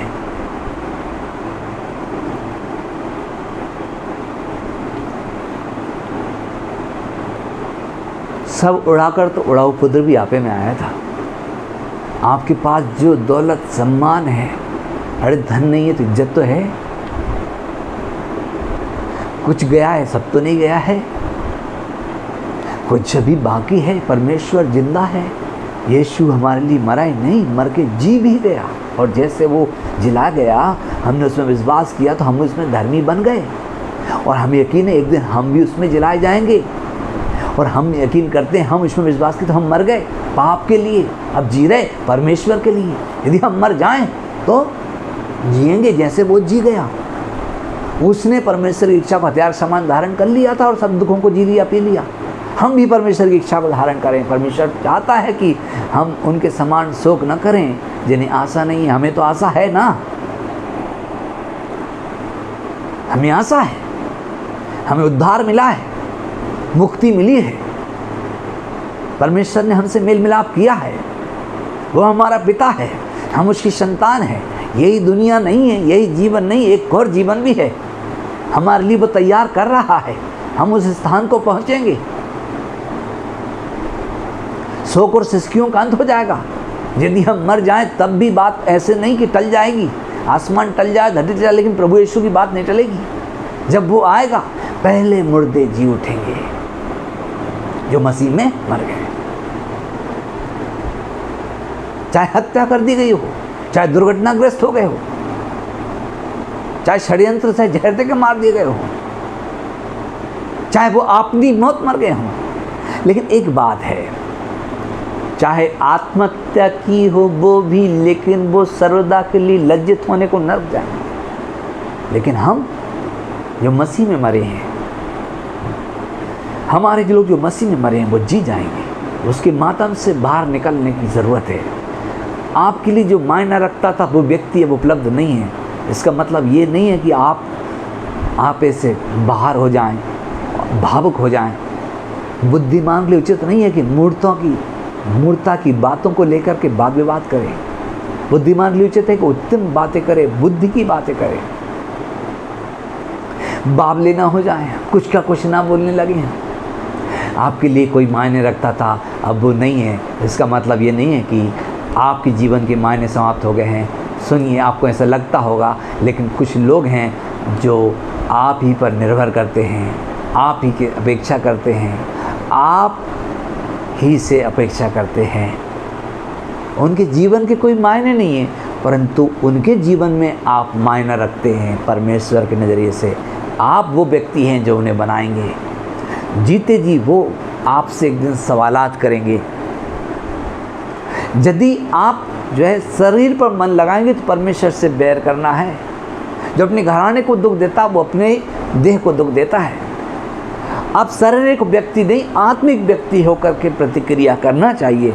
और भले ही आपके जीवन में जो मायना रखता था वो चीज़, वो व्यक्ति, वो वस्तु, वो हालात, वो समाप्त हो गए हैं, परंतु फिर भी कुछ लोग हैं जो लोग हैं जो किसी के लिए कोई मायने नहीं रखते होंगे वो, लेकिन फिर भी उन लोगों के लिए आप मायना रखते हैं। आप एक जिम्मेदार व्यक्ति हैं और आपको अपने परिवार के कर्तव्यों को पूरा करने की ज़रूरत है, जागने की ज़रूरत है, आपे माने की ज़रूरत है। आपकी आशा समाप्त हो गई तो फिर जो है आपका दिल कड़वाहट से भर जाएगा। एक जन के बारे में मैं वचन बताना चाहता हूँ। यूसुफ के अलावा जो है 73 अध्याय भजन संहिता, वहाँ हम सीखते हैं कि आशाप नाम का एक व्यक्ति भजन गाता है, और वो भजनकार अपने जीवन में बहुत सारे समय को देखा है। वो दाऊद के समय में इस संगीत आराधना करने में प्रमुख बना, और जो सुलेमान के समय भी प्रमुख रहा, और वो सुलेमान के बेटा अबिय्याह के समय भी प्रमुख रहा। लेकिन सुलेमान ने तो, दाऊद ने तो बड़े समझदारी से काम किए, और उसके कार्यकाल में ये व्यक्ति प्रभु में आया, प्रभु की भक्ति में बढ़ा, और उसके लिए अच्छी संभावनाएं बनी। और उसके पिता के समय में भी जो है ये बेहतरी से जो है बना रहा, परमेश्वर की आराधना करता रहा, जबकि अपनी आँखों से देखता रहा कि सुलेमान कितनी सारी गलतियां कर रहा है, इतना बुद्धिमान होने के बावजूद भी। तब भी जो है इसके दिल में कुछ तो होता होगा, और दिमाग खराब हो जाता होगा। भक्ति में बहुत समस्या आती है जब वो अपने आगे एक ऐसे मुखिया को देखे जो कि मूर्खतापूर्व काम करते हैं, और इस भक्त के जीवन में समस्या आ गई होगी, दिल दिमाग में लड़ाई होती होगी कि किस प्रकार से मैं परमेश्वर की आराधना करूं। बहुत कुढ़ना दिल में है, बहुत रंज दिल में है। और देखिए वो क्या कर रहा है, और अन्य जाति स्त्रियों से विवाह ही नहीं किया, परंतु उसने उनके लिए भवन भी बनाए, और भवन बनाना ठीक था, लेकिन उनके लिए आराधनालय बनाए, मूर्तों की उपासना करने की तैयारी करवाई, और इस प्रकार से करता गया। और ये सब देख रहा था आशा, पर उसने परमेश्वर की आराधना की, परमेश्वर पे विश्वास किया, और उस समय को गुजारा। आज के समय में कलीसिया में गायक भक्तों के लिए बड़ी चॉइस है, बड़ा रास्ता खुल गया है। इधर पसंद नहीं आया उधर चलो, उधर पसंद नहीं आया उधर चलो, उधर पसंद नहीं आया इधर चलो। लेकिन आशाप नाम के इस भक्त के पास, जबकि आराधना करने वालों में ये प्रमुख था, और इसके लिए चॉइस नहीं थी, और चॉइस अगर थी भी तब भी इसने ऐसी चुनाव को नहीं किया। देखिए इसको पढ़ें तो वहाँ लिखा है, ये इस दिमाग में क्या विचार इसके चलते हैं।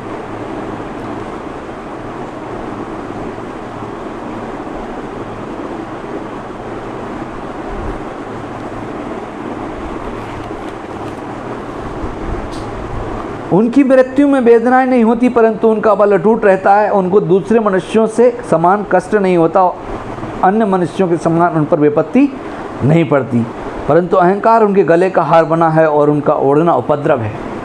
अभी सुलेमान के बाद जो है उसका बेटा अबिय्याह, सुलेमान से रहबाम नाम का जो बेटा है वो राज करता है, और वो पहले राज के सिंहासन पर बैठ कर के उटपटांग कड़ी कड़ी बातें करता है, और उसके परिणाम क्या होते हैं कि बड़ी फूट पड़ जाती है परमेश्वर की प्रजा में, परमेश्वर के लोगों में, और फूट पड़ जाती है, और बहुत 10.5 गोत्र के लोग, बड़ी संख्या जो है बलवा करके अलग हो जाती है। और बलवा करके अलग हो कर गई, और अलग हो करके वो जब चल रहे हैं तो उन्होंने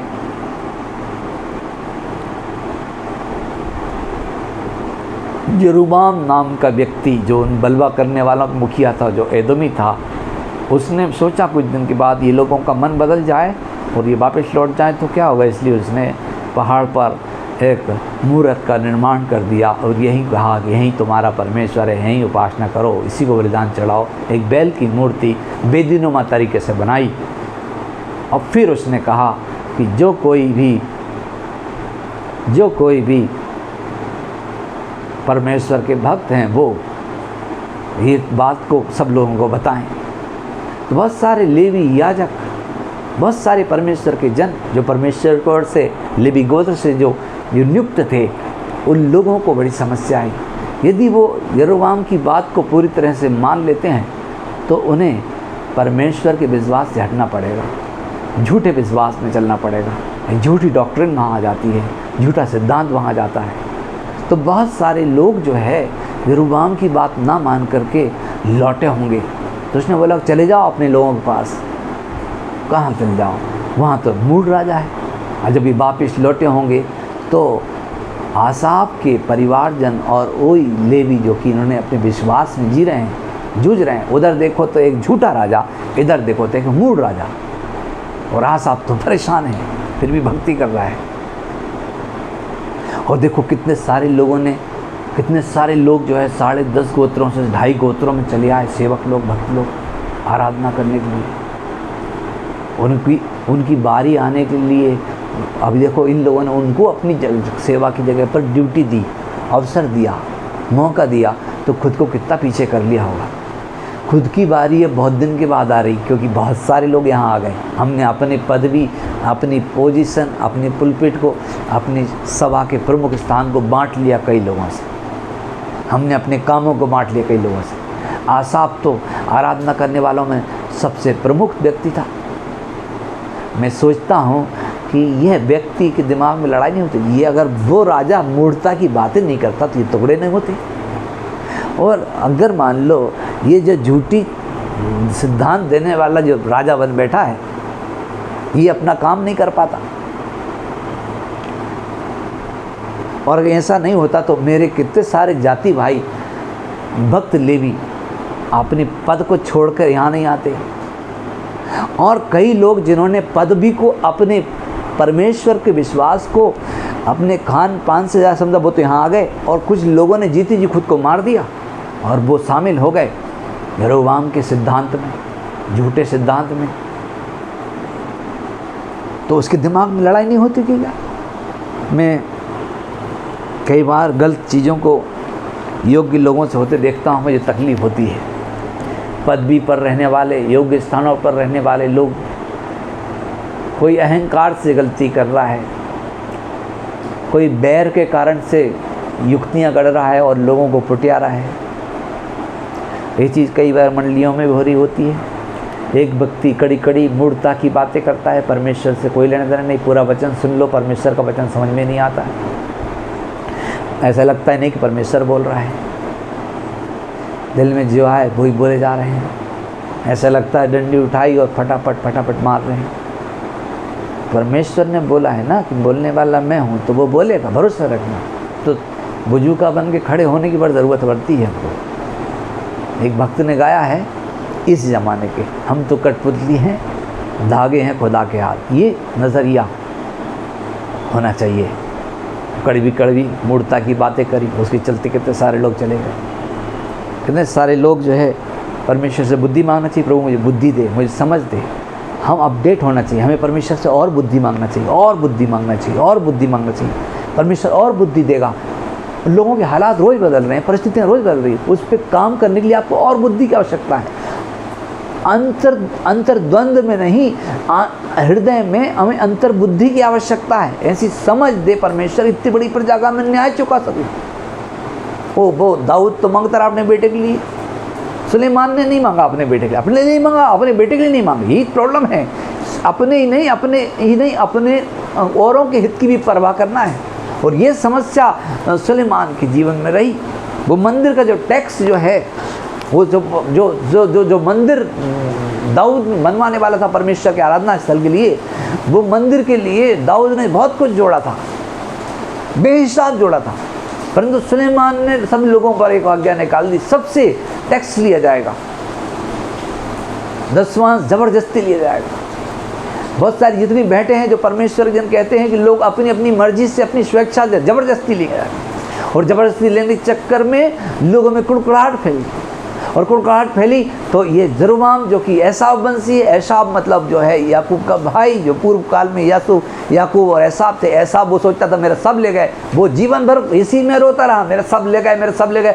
मैंने जाकर देखा कि एसाव के पास बाप भी है, माँ भी है, पूरी धनदौलत उसी के पास थी, लेकिन वो यही बोलकर रोता रहा। इतनी परवाह थी परमेश्वर की आशीषों की, तो पहले से जागृत क्यों नहीं रहा? और फिर यही बोल के मर गए, सब याकूब ने ले लिया। और वो उसके गोत्र के सारे बच्चे इसी माइंड में निकल गए, उन्होंने हमारा सब ले लिया। मूढ़ व्यक्ति किसी पे भी दोष लगाता रहता है, हमारा सब ले लिया। और देखिए ये सुलेमान के समय में वही यरोबाम जो है एसाव वंशी है, और उसके मन में वही सोच है उसके पुरखा के जरिए। और वो देखिए क्या करता है, लोगों को बोल रहा है तुम्हारा सब ले लिया, तुम्हारा सब ले लिया। अरे इतना दे दोगे तो तुम अपना घर कैसे बनाओगे? जबकि सुलेमान ने जो कुछ भी लिया वो परमेश्वर की व्यवस्था में लिखे के अनुसार लिया। बस फर्क सिर्फ इतना हो गया कि राजा को राजा का ही काम करना चाहिए, याजक का काम नहीं करना चाहिए। राजा को राजा का ही काम करना चाहिए। परंतु उसने सब जगह दबाव से लेना शुरू किया और इससे कुड़कुड़ाहट फैली। प्रभु ने अभी में आराधना कर रहे हैं हम लोग, प्रभु की सेवकाई के लिए काम कर रहे हैं हम लोग, प्रभु के भवन के लिए ज़मीन ले रहे हैं हम लोग, ज़मीन के लिए पेमेंट्स देने का ये समय है। मैंने 1 जनवरी को ज़मीन उठाई थी, 45 लाख रुपए उसके दाम थे, भरोसा करके उठा लिया। इतने महीनों में 10 लाख रुपए मैंने पठा लिया। किसने? मैं मजदूरी करने नहीं गया, परमेश्वर अद्भुत काम करता है। इन्हीं हाथों से हमने उठाकर प्रार्थना की, मुख खोलकर परमेश्वर से मांगा, परमेश्वर ने आश्चर्य कर्म किया, अद्भुत तरीके से प्रबंध किया और वो हम दे पाए और अभी आने वाले समय वो भी दे देंगे। लेकिन प्रभु ने ये सब करने के पहले मुझे बोला था, किसी का मुँह देख कर नहीं आए, किसी पर दबाव नहीं बनाना, जाना नहीं कहीं पर, मैं चरणों में बैठना मैं व्यवस्था करूंगा। वो 10 महीनों में पठा लिया। अब ये इन 10 दिनों में मैं पटा के दिखाऊंगा। मेरे परमेश्वर के मुझे निश्चय था प्रभु यहोवा मेरी सहायता करेगा, इसीलिए मैंने संकोच नहीं किया। डिसग्रेसफुल नहीं होना। अब देखिए कितना बुद्धि पाया, ज्ञान पाया, फिर भी चेहरा कैसा हो गया सुलेमान का? डिसग्रेसफुल। करुणा नहीं। लोगों को उनकी प्राइवेसी मिलना चाहिए, लोगों को उनकी स्वतंत्रता मिलना चाहिए, परमेश्वर को देना है नहीं देना है उनका व्यक्तिगत फैसला होना चाहिए। लेकिन इन्होंने कानून लागू कर दिया। इतनी बुद्धि पाने के बाद भी साथ जहाँ पेमेंट करेंगे, जहाँ किसके यहाँ काम करे वहीं से 10 काट के पेमेंट दो, बनिया के यहाँ काम करे वहीं से 10 काट के पेमेंट दो। सिपाही सब जगह ले रहे थे, कोई आ रहा है तो वहीं से 10 काट लिया जाए, मजदूरी में से, परिश्रम में से, व्यापार के लाभ में से, कोई भी ड्यूटी के पेमेंट मिले वहीं से काट लिया जाए। और इस बात की वजह से देखिए ऐसा आपको मौका, तुम्हारा सब ले लिया, तुम्हारा सब ले लिया। अरे तो इतना दोगे तो तुम अपना मन परमेश्वर, अब तुम अपने बच्चों के लिए क्या जोड़ोगे, अपने बच्चों के लिए क्या बनाओगे? और देखिए तो सुलेमान डिस्ग्रेसफुल हो गया। बुद्धि ठिकाने पे है, लेकिन फिर भी इतना कुछ ज्ञान की बात बोलने के बाद भी उसका वो डिसग्रेसफुल होना, और मंदिर के लिए जोड़ रहा था ना वो, उसके परिणाम आए, उससे किसी का दिल कुढ़ने लगा। कुछ तो पहले से गलत थे, वैसे कुड़ ही रहे हैं, उनके दिमाग में गलत ही बात है। कलीसिया आए हैं, उसके पहले गलत बात थी, कलीसिया में आने लगे अभी भी गलत ही बात है। सोचते हैं हमारा सब इनने ले लिया है, लेकिन 2-3 लोग कुड़कुड़ाने लगेंगे तो फिर बोले हाँ तुम्हारा सब ले लिया, और तरह तरह की बातें करते। और यही यरोबाम ने जो एसाव वंशी था वह उस मौके का फ़ायदा उठाया और कर लिया। मैं कहता हूँ कि बहुत बड़ा काम था, सुलेमान के पास बेहिसाब धन था, परंतु फिर भी ज़बरदस्ती करने की ज़रूरत क्या थी? मैं बताऊँ क्या ज़रूरत थी? ज़रूरत ये थी जब राजमहल बन रहा था, जब परमेश्वर का मंदिर बन रहा था, उस समय राजमहल भी बन रहा था। अरे परमेश्वर का भवन बना रहे थे, वही बना लेते। घर बनाने की ज़रूरत क्या थी? अगर घर भी बन रहा है तो लोग सोचेंगे ही ना कि हमसे ले रहा है, घर बना रहा है, मंदिर के नाम से ले रहा है। डिसग्रेसफुल हो गया। तो कितने सारे लोगों के चेहरे पर एक बात सीखिए, घबराहट में आकर कोई व्यक्ति यदि काम करता है तो अजीब चीज़ें उत्पन्न हो जाती है, वो कितना ही बुद्धिमान व्यक्ति क्यों ना हो। जो कुछ करो प्रभु के नाम से करो, उसी को स्मरण कर करो। और सुलेमान का ये एंगल जो है कितने लोग को डिसग्रेसफुल कर दिया, कितने लोगों के अंदर कुड़कुड़ाहट डाल दिया। और पहले से ही जिसका चेहरा डिसग्रेसफुल था, मतलब जिसके दिमाग बिल्कुल ख़राब था, वो एसाव वंशी, उसको मौका मिला तो कितने सारे लोगों को उसने जो है क्या कर दिया, कितने सारे लोगों को बहका दिया। कुछ लोगों के दिल में घाव पहले से ही है, मौका क्या मिलेंगे तो बिल्कुल दूसरे लोगों को भी अपनी बातों से वो घायल कर देंगे। भक्तिहीन मनुष्य दूसरे को अपनी मुंह की बातों से बिगाड़ देता है। पहले से जो डिसग्रेसफुल है, इनसे लोगों से दूर रहिए। सुलेमान के डिसग्रेसफुल होने से क्या हो गया? कुड़कुड़ाहट उत्पन्न हुई। कितने सारे चेहरे लोगों से दया, न्याय, करुणा, यही प्रॉब्लम उत्पन्न होती है, गलत चीज़ें। मैं तो प्रभु यीशु मसीह को महिमा देने के लिए खड़ा हुआ हूँ। या क्या कहता है? अतः यदि मसीह में कुछ शांति और प्रेम से ढाढ़स और आत्मा की सहभागिता और कुछ करुणा और दया है तो मेरा ये आनंद पूरा करो। एक मन और एक ही प्रेम और एक ही चित्त और एक ही मनसा रखो। विरोध या झूठी बड़ाई के लिए कुछ ना करो, पर दीनता से एक दूसरे को अपने से अच्छा समझो। हर एक अपने हित की नहीं परंतु दूसरों के हित की भी चिंता करे। ये करुणा है मैं दया में।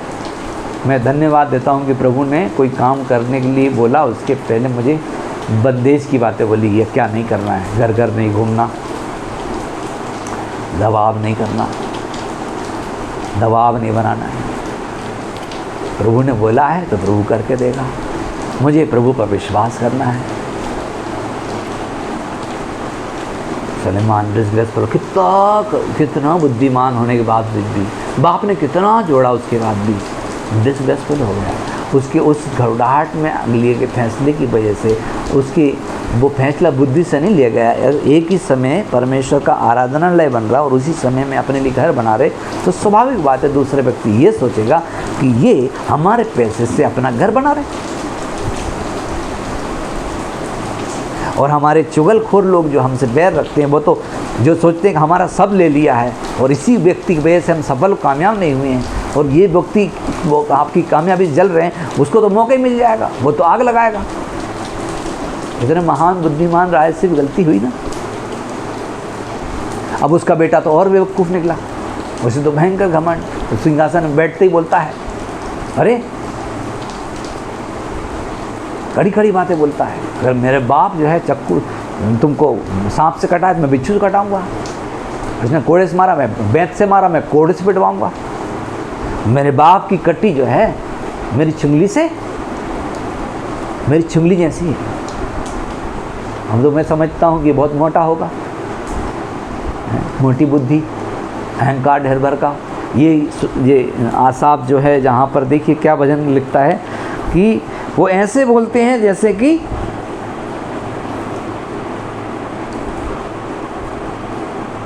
मानो स्वर्ग में बैठे हुए बोलते हैं और पृथ्वी पर बोलते फिरते हैं। कोई बोले पर ऐसे बोले परमेश्वर, जैसे कि परमेश्वर का वचन बोल रहे हैं, तुम्हारा वचन सलोना हो, अलोना नहीं सलोना। बोलने तो ऐसे बोले जैसे परमेश्वर का वचन बोलते। अरे बोले तो ऐसे बोले जैसे परमेश्वर, कहीं भी चलते फिरते हम परमेश्वर की उपस्थिति में, हमारे जरिए परमेश्वर काम करता है। ये चीज़ कौन देख रहा था?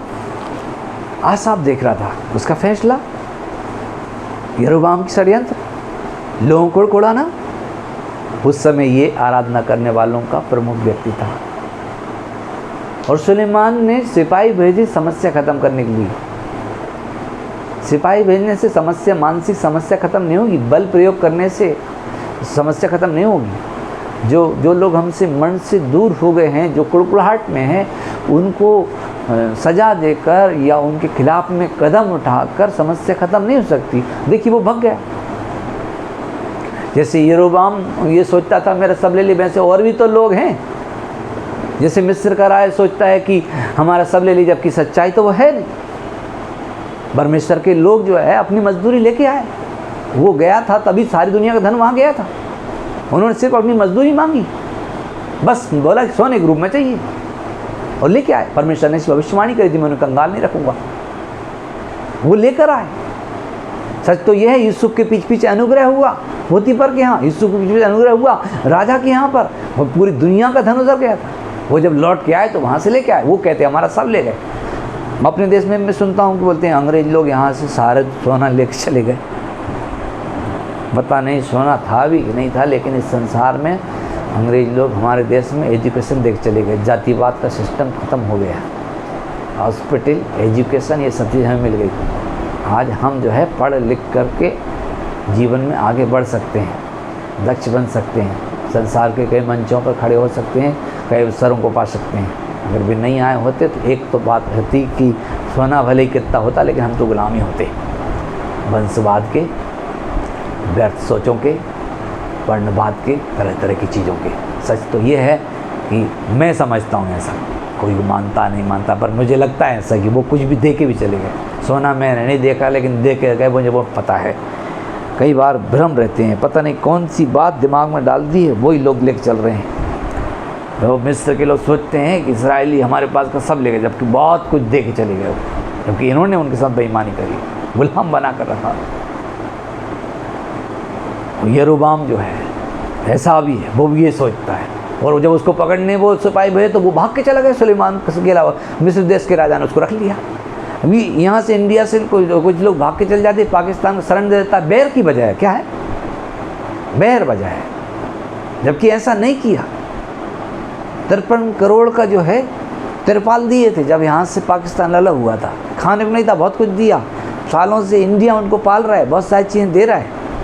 हमारे देश का एक भाग है जिसे अलग किया गया नेताओं की वजह से, लेकिन वहाँ के कुछ बूढ़े लोग कह के मर गए, इनने हमारा सब ले लिया, जबकि ऐसा नहीं है, बहुत कुछ दिया भाई, भ्रम है वो। तो सीखिए, यरोबाम इस गोत्र से है जो सोचता है हमारा सब ले लिया। मिस्र के राजा जो है शोषण खुद किया, लेकिन वो परमेश्वर लोगों के साथ शोषण किया और फिर भी गलत बातों का प्रचार कर रहे हैं। कई लोग ऐसे होते हैं जिनके साथ हमने बेईमानी नहीं की, उनको ठगा नहीं, उनका कोई नुकसान नहीं किया, लेकिन वो खुद ही बेईमान और खुद ही गलत नियत के थे, और अभी परमेश्वर ने हमें छुड़ा लिया अद्भुत तरीके से, परमेश्वर ने हमें बढ़ा दिया अद्भुत तरीके से, पर वो हमारे अंतर बुरी बातें बोलते रहते हैं और वो ताक में रहते हैं कि किसको फाड़ खाएं, किसको अलग कर दें, किसका दिमाग खराब कर दें। तो इस यरोबाम ने जो है वहाँ की एक यहूदी लड़की से विवाह किया और उसको परिवार को लिया और फिर बलवा किया, और वहाँ से मिस्र से लौट के आकर के जब सुलेमान का राज सिंहासन में बैठा था तब उससे बात की। वो जानता था कि वो मूढ़ है। सुलेमान के बाप को वरबा थी, मेरा बच्चा मूढ़ है, तो प्रार्थना शुरू किया उसने, हे परमेश्वर मेरा बच्चा उठना बैठना नहीं जानता, उसे बुद्धि और ज्ञान देना ताकि तेरी इतनी बड़ी प्रजा का न्याय चुका सके और समझने को उसको मन देना। वही प्रार्थना सिखा के गया, वही प्रार्थना सुलेमान करता था, मिल गई, पा ली, अपने ही हित की नहीं औरों के हित की। अरे परिवार में और भी लोग हैं भाई, उनके हित के लिए भी प्रार्थना करना है। खूब बुद्धि पाई, खूब ज्ञान पाया, खूब बड़ा उपदेश है, सब कुछ है, लेकिन अपने बच्चों के लिए परिश्रम करना परमेश्वर ने जिम्मेदारी दी है। तुम कोई क्यों ना हो, बच नहीं सकते, परमेश्वर हिसाब लेगा। अपने बच्चे को इसने वो नहीं सिखाया, वो बच्चा सिंहासन में बैठते अजीब अजीब बातें करता। 2 भाग हो गए। ये 2 भाग किसने देखे? आसाफ ने। आसाफ एक ऐसा किरदार है जो कि मंडली में एक अच्छी पोस्ट पर तो है, लेकिन वहाँ वो कुछ कर नहीं सकता, उसे आराधना करना है। सोचिए, अपनी आंखों से ऐसी गलतियाँ देखते रहें। सुलेमान की गलती देख ली, उसके बेटे की गलती देख ली, उस गलतियों से जो कई लोग गलत हुए उस गलती देख ली, और कोई गलती सोचने वाले व्यक्ति को मौका मिल गया और उसने बलवा करवा दिया। देश में 2 भाग हो गए। 2 भाग होने से एक और गलती हो गई कि अब वो डर के मारे सोचता है कि सब लोग वापस फिर से ना मिल जाए। उसने एक मूर्ति बना दी, वेदी बना दी और कहने लगा यहीं पर आराधना करो, यही तुम्हारा देवता है। वो कितने सारे याजकों को सामने शर्त रख दी, तुम यही बोलो, मैं जो बोल रहा हूँ वही, तो हम अपने पद पर अपने भाग पर बने रहोगे, न तो चले जाओ। बहुत सारे लोग जिन्होंने परमेश्वर पर यकीन किया सब धन भाग छोड़कर निकल गए वो। लेकिन कई लोग जिन्होंने धन के चक्कर में अपने ईमान गंवा दिया, और ये भी इसने देखा है साहब ने। तो कितना बुरा होता है गड़बड़ियाँ आंखों से देखकर और फिर भी आराधना करना। क्यों आराधना फिर भी वो करता रहा, ये सब अपनी आंखों से देखते हुए भी? क्यों वो उसकी भक्ति समाप्त नहीं हुई? वो उसने दाऊद को राजा बनते देखा, उसने सुलेमान को राजा बनते देखा, उसने जो है रहबाम को राजा बनते देखा। 3 राजा देख लिए उसने, लेकिन ये नहीं मरा, वो मर गया, वो मर गया, वो मर रहा है। समझने की बात है कि 3 राजा आए और गए, लेकिन ये अभी भी जिंदा है। कौन सी चीज़ उसके जीवन को बढ़ा रही थी? वो है परमेश्वर की भक्ति। सब हालात, सब परिस्थिति में परमेश्वर की भक्ति। दिमाग में इतने सवाल खड़े होते होंगे, ये गलती उसकी है, वो उसकी गलती की वजह से ये हुआ, उसकी वजह से उस गलत आदमी को मौका मिल गया और उसने इस समय आकर के ये कर लिया।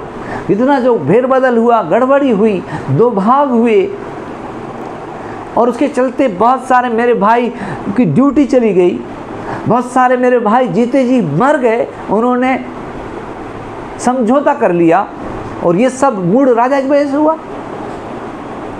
कई बार ऐसे थॉट्स हमारे भीतर आते हैं। इसके बाद भी आराधना करना बहुत कठिन काम होता है, लेकिन फिर भी आराधना कर रहे हैं। उसकी वजह ये है कि क्या बोलता है,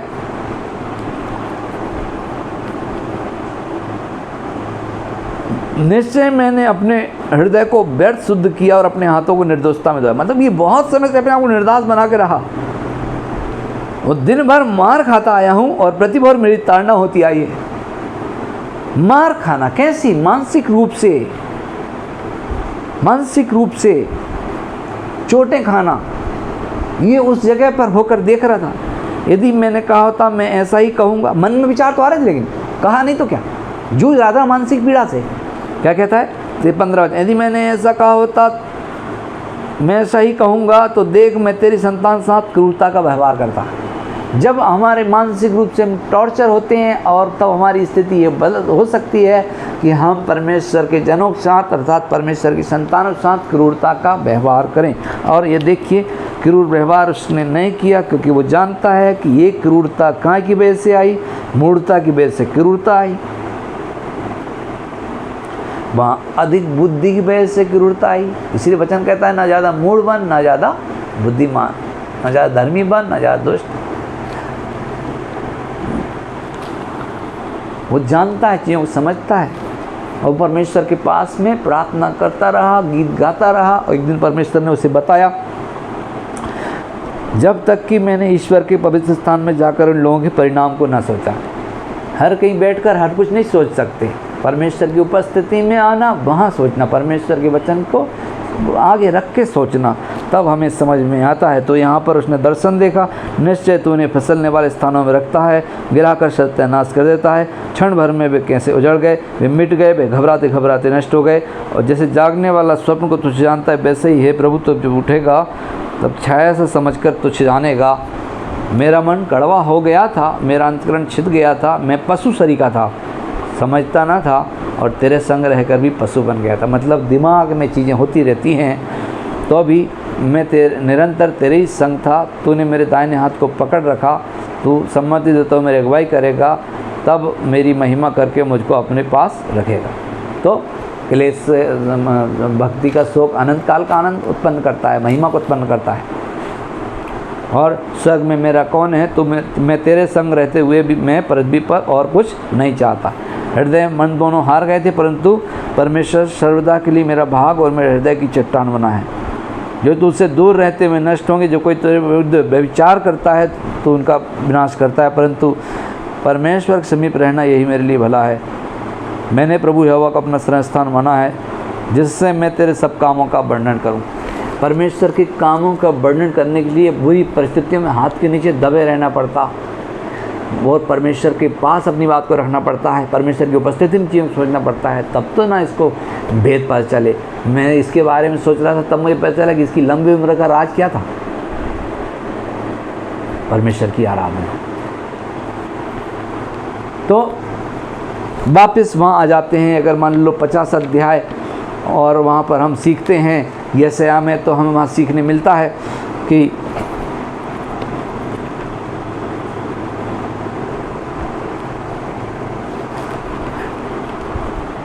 क्योंकि प्रभु यहोवा मेरी सहायता करता है, इस कारण मैंने संकोच नहीं किया, वरन अपना माथा चकमक्का सा खड़ा किया। और क्योंकि मुझे निश्चित था कि मुझे लज्जित होना ना पड़ेगा। यदि प्रभु ने हमें बोला है प्रभु ऐसा करेंगे या प्रभु वैसा करेंगे, तो हमें निश्चय रखने की आवश्यकता है, हम लज्जित नहीं होंगे, हमें भरोसा रखने की ज़रूरत है। तो वो प्रभु यीशु मसीह ने जैसे किया वैसे हमें भी करने की आवश्यकता है।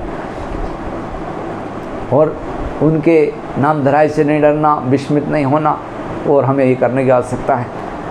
और कितने सारे लोग जब हम प्रभु की बात पर विश्वास करके आगे कदम बढ़ाते हैं, कितने सारे लोग तरह तरह की प्रतिक्रिया करते हैं, लेकिन हमें अपने माथे को चकमक्का कर लेना है और हमें जो है अपने चेहरे पर से दया नहीं निकालना है।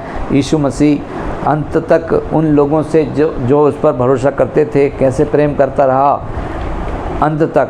13 अध्याय और हमें उसके पहले वचन में यूहन्ना रचित सुसमाचार में हमें सीखने मिलता है कि फसह के पर्व से पहले जब यीशु ने जान लिया कि मेरी घड़ी आ पहुंची है कि जगत छोड़कर पिता के पास जाऊं, तो अपने लोगों से जो जगत में थे जैसा प्रेम वो रखता था, अंत तक वैसा ही प्रेम रखता रहा।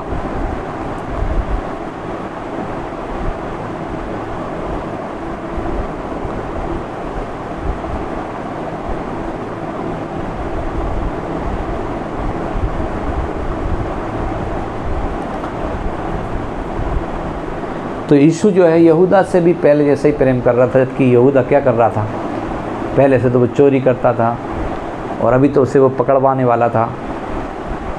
कई बार हम जानते हैं कि कौन क्या कर रहा है, कौन चोरी कर रहा है, कौन षड्यंत्र कर रहा है, कौन हमें बेचना चाहता है, कौन यहाँ की खबर वहाँ लेके जा रहा है।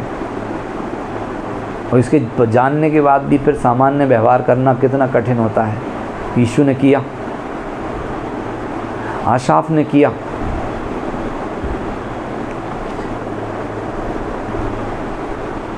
मुझे प्रभु ने जो सिखाया बड़ा मेरे काम का। मैं सोचता हूँ प्रभु ने पहले कह दिया ऐसा नहीं करना, ऐसा नहीं करना, मेरे काम आया। वहाँ से मैं उसे सीख लिया। प्रभु चाहता है कि हम इन्हीं वचनों से शांति पाएँ, इनसे एक दूसरे को उत्साहित करें, सीखें।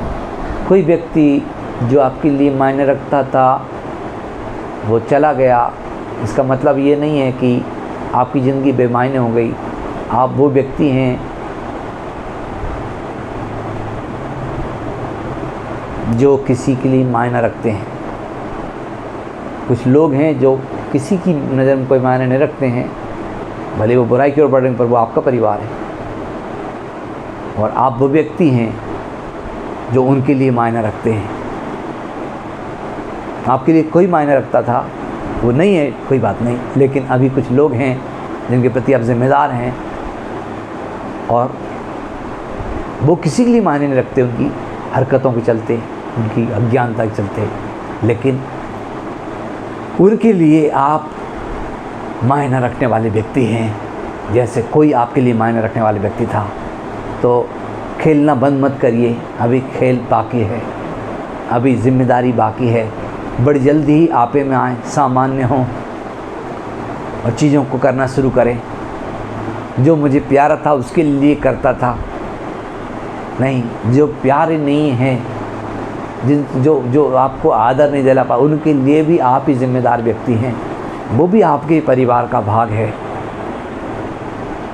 कोई प्रियजन चला गया दुनिया से तो बात यहाँ ख़त्म नहीं होती। आप यहाँ हैं, आपको काम करना है। कुछ लोग आपके परिवार के जो किसी की नज़र में कोई मायना नहीं रखते हैं, उनके लिए आप मायना रखते हैं। आप उनकी ज़िंदगी बदल सकते हैं। याकूब 13 वर्ष तक काम नहीं किया जो करना चाहिए था, शायद चीज़ें बदल सकती थी, शायद चीज़ें बदल सकती थी। क्यों नहीं कर पाया? क्योंकि रोने में ही लगा रहा, कुढ़ने में ही लगा रहा। कितने सारे लोग हैं इतने समय से रो रहे हैं, कुढ़ रहे हैं, बस रो रहे हैं, कुढ़ रहे हैं। रोने कुढ़ने से रुक जा, वचन सिखाता है, रोने कुढ़ने से रुक जा।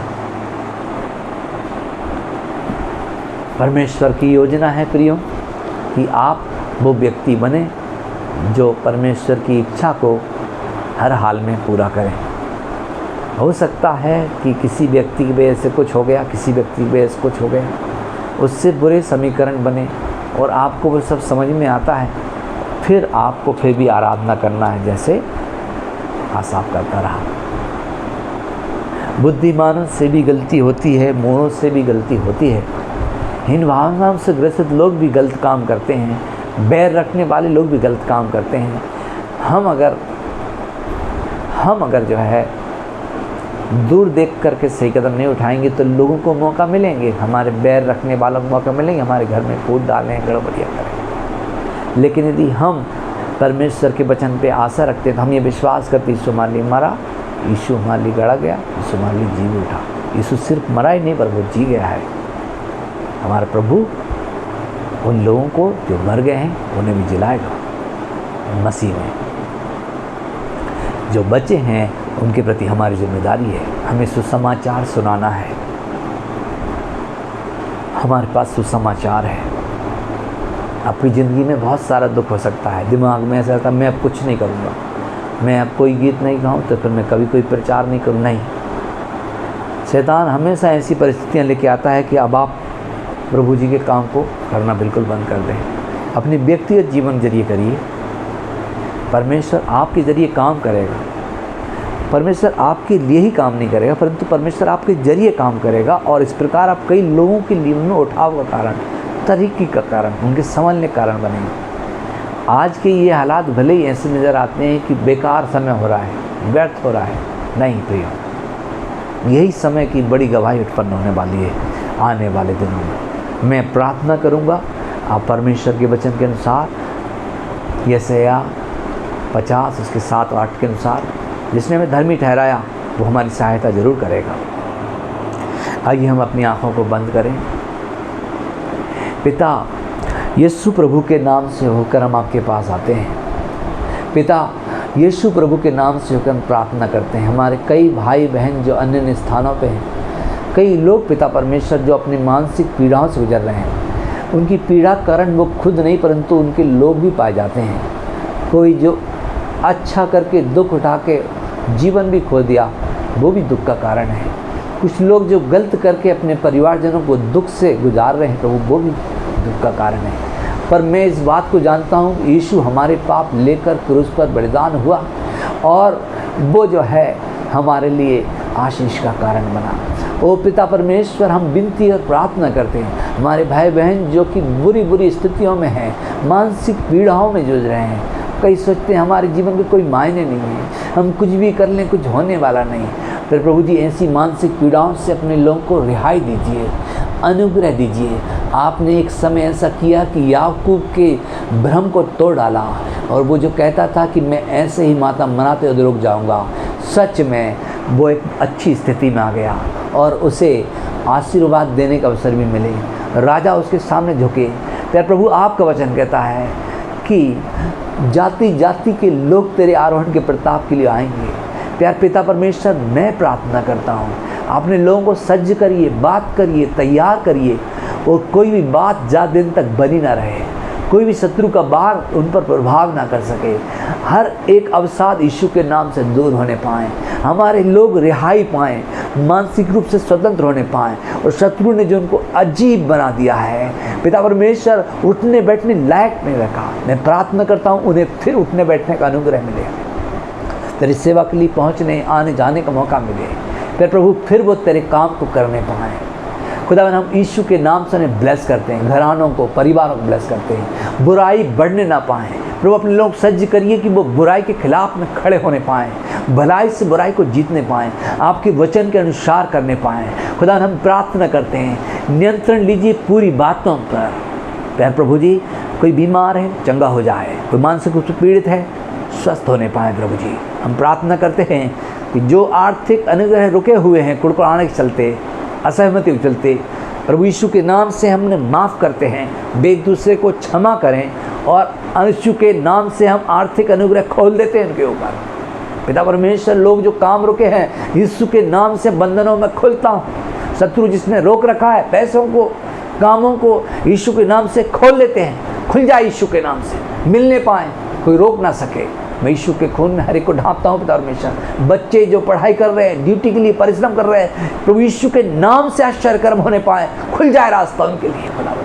प्रभु, आपका वचन कहता है तू मुझको नहीं जानता, फिर भी मैंने तुझको पद भी दी है। प्रभु, कई बच्चे हैं जो तुझे नहीं जानते, वो उन परिवारों में जो विश्वास करते हैं उनके बच्चे हैं। प्रभु, मैं प्रार्थना करता हूँ खुदावन, यीशु के नाम से वो आशीष पाएँ। प्रभु जी, हम प्रार्थना करते हैं पिता परमेश्वर, आपका पवित्र आत्मा हर एक के जीवन में काम करे। प्रभु यीशु मसीह के पवित्र नाम से होकर प्रार्थना मांगते हैं, प्रार्थना सुनिए और ग्रहण करिए। आमीन। जय मसीह की।